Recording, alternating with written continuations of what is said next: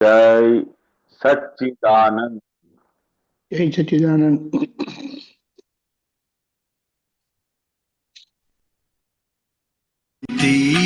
हाथ जोड़ी कहूँ न करशो कोई निबद बोई न आरा धक थया तो भले विराधक बनशो ना कोई न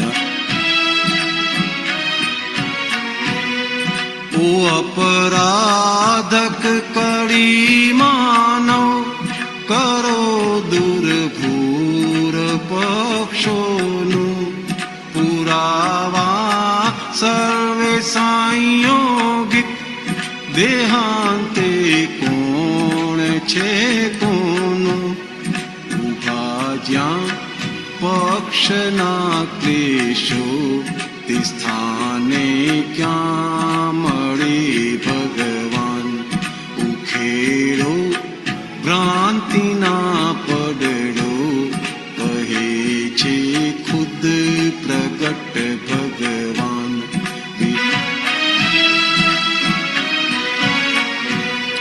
જીવાત્મા માત્ર પક્ષાતીત ફકત છે ભિન્ન પ્રકૃતિ અરૂપ આત્મા જ લિંગાતીત પ્રમાણુ માત્ર પૂરગલી રૂપાળા રીંગણા જેવા ઉપર ધોળા મહી કાળા ભરી ભેજે બટેકારાય બસે કૂતરા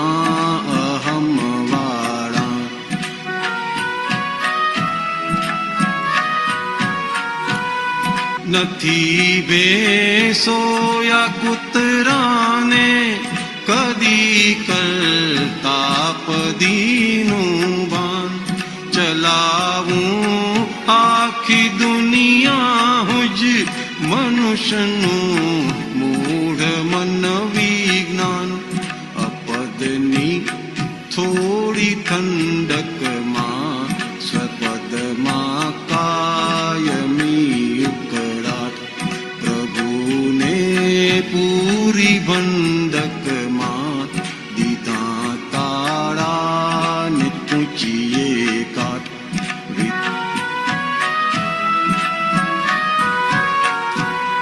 નથી ખંડન નથી મંડન નથી કરતા અમે ટીકા જ્યાં ભ્રાંતિ કાયમી ભાંગે ત્યાં નિશ્ચલ મોક્ષ નાસિકા પડી કાળે મનુષ્યોને નથી સુજ દેખીને વર્તન અને તેથી જ બોલ્યા છે પ્રગટ પરમાત્મા ભગવન ન આરાધક થયા તો ना कोई।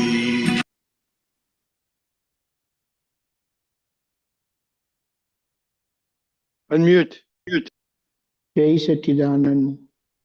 દાદા ભગવાને જે કહ્યું છે કે you are wholly and solely responsible for yourself, અહીંયા એ વાત બહુ જ જબરજસ્ત લાગુ પડે છે કે આપણા અહીંયા મન વાણી કાયાથી કંઈ પણ અયોગ્ય જાય તેના માટે આપણે જવાબદાર છીએ. સમજીને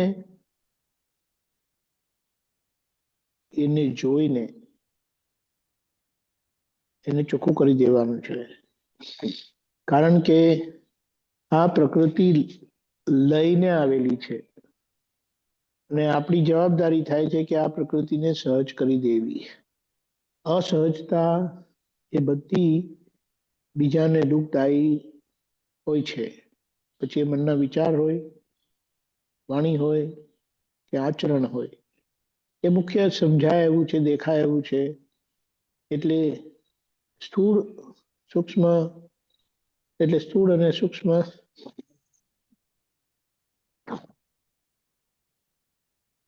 આચરણ સ્થૂળમાં જાય. વાણી સ્થૂળ સૂક્ષ્મ છે, બહાર બોલાય તે સૂક્ષ્મ સ્થૂળ છે, પણ એ દેખાતી નથી એટલે સૂક્ષ્મ છે. અંદર ચાલે તે સૂક્ષ્મ છે, મનના વિચારો એ સૂક્ષ્મ છે. એનું આગળ પછી જોઈશું.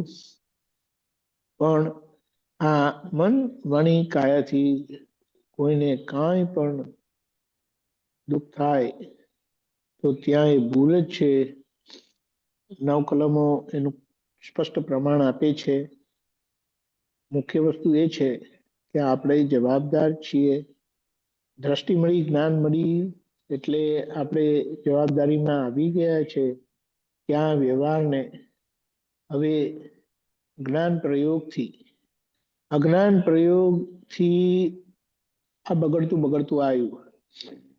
પણ હમણાં દાદાની કૃપા થવાથી જ્ઞાન પ્રયોગ થયો, મુખ્ય જ્ઞાન પ્રયોગ થયો, જેમાં આપણે જ્ઞાનીને, વિજ્ઞાનને સમર્પિત થયા. જેમનું આરાધન આપણને મુક્ત કરશે, એટલે આ વ્યવહાર સહજ થશે, વ્યવહાર મુક્ત થઈ જશે.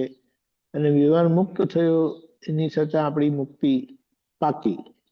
એટલે આ બધી જે બાબતો આપી છે ને, પક્ષ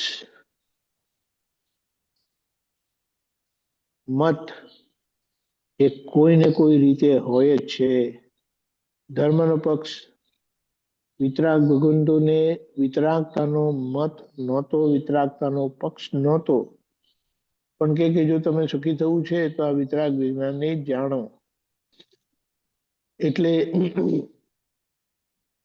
જ્ઞાની પુરુષોને તીર્થંકર ભગવંતો જે આ સમજણથી, આ વિતરાગ વિજ્ઞાનથી મુક્ત થયા, આપણને એ જ રસ્તો બતાડી દીધો છે કે આ જગત આવું જ છે, આવું જ હતું અને આવું જ રહેવાનું છે. અહીંયા કેવળ ભોગવટા જ છે. સુખનો એ પણ ભોગવટો કીધો છે અને દુઃખને પણ ભોગવટો જ કીધો છે. જે આવીને જાય એ બધા ભોગવટા છે. અને જે કાયમ છે એ આપણું સ્વરૂપ છે, એ આપણે પોતે છે. એટલે ત્યાં એ આરાધના કરીને આ બધા જ પ્રકારના ભોગવટાને સારી રીતે જોઈને એની પાછળ થતી ભૂલોને ચોખ્ખી કરીને આગળ વધવાનું છે. પ્રમાણ જે બધા આપ્યા છે કે પ્રાણીઓને કરતાપણાનું ભાન નથી અને છતાં એમની બધી ક્રિયાઓ ચાલ્યા કરે છે, બધું જ થાય છે. પણ એ લોકો સ્વાભાવિક કર્મમાં આવેલા છે. એટલે મોટું પ્રાણી જ્યારે નાના પ્રાણીને ખાય ત્યારે મોટું પ્રાણી આગળ વધે છે, નાનું પ્રાણી આગળ વધે છે. મોટું પ્રાણી થોડું નુકસાન કરે છે, પણ નાના પ્રાણી માટે બહુ મોટી કમાણી થઈ જાય છે. એ મોટા પ્રાણીને એના કરતા મોટા પ્રાણી ખાય છે. એટલે એવી રીતે આખો પ્રગતિનો માર્ગ છે, પ્રગતિનું ધોરણ બતાડ્યું છે. એમાં આપણે મુખ્યત્વે આજે બાબતો બતાડી છે કે વિતરાગ ભગવાન હાથ જોડીને કહે છે કે ભાઈ આ ભૂલો ના કરશો. આરાધક નહીં થયા તો ચાલશે, અમને નહીં માનો તો ચાલશે, પણ અમારા સામા ના પડશો.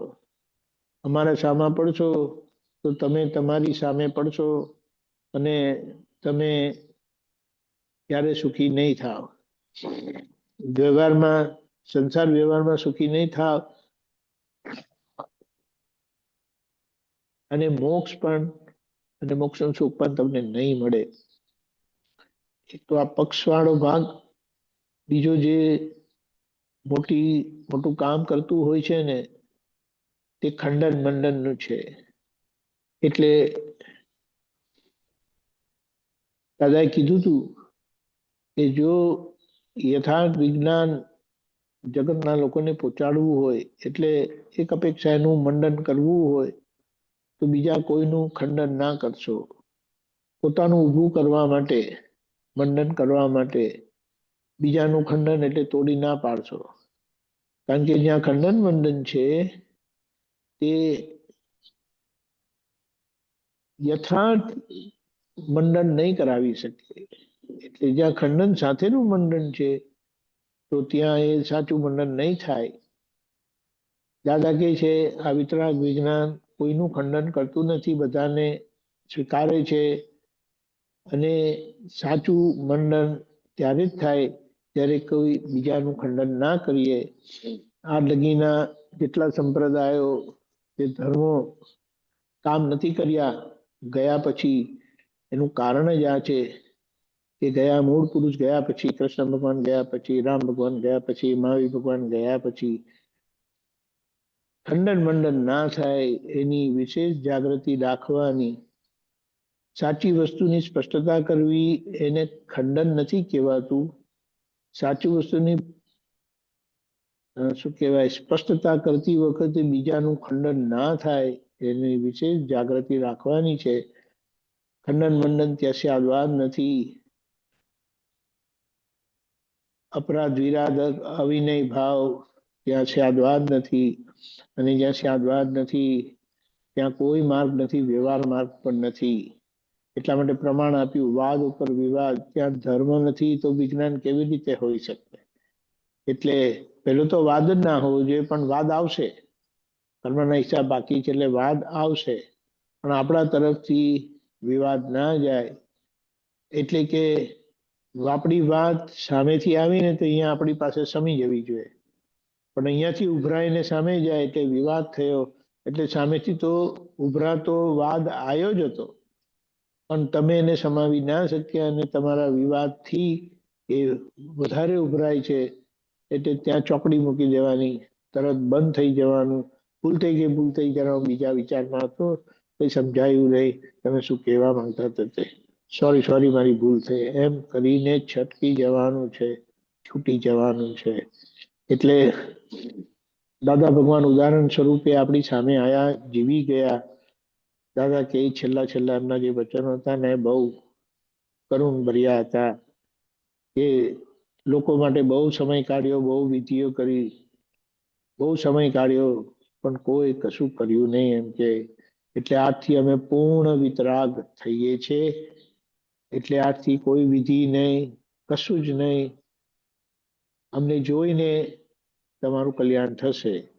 એટલે જે 4 ડિગ્રી ખૂટે છે કરીને કહેતા હતા, એ કહેતા હતા કે અમારા આખા 30 વર્ષના આખા જીવનના પુરુષાર્થમાં 58 થી 88 સુધીમાં એ 2.5 ડિગ્રી અમે કવર કરી દીધી છે, એ બાકી હતી.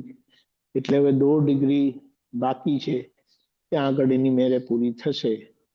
અને એ છેલ્લા સમયના પરિણામો જે આપણે જોઈએ ને તો ખરેખર એમ થાય કે દાદા આખું જીવન જે કર્યું એના 1.1% પણ આપણે જો કર્યું હોય ને કરીએ તો એ દાદાના લેખે લાગે.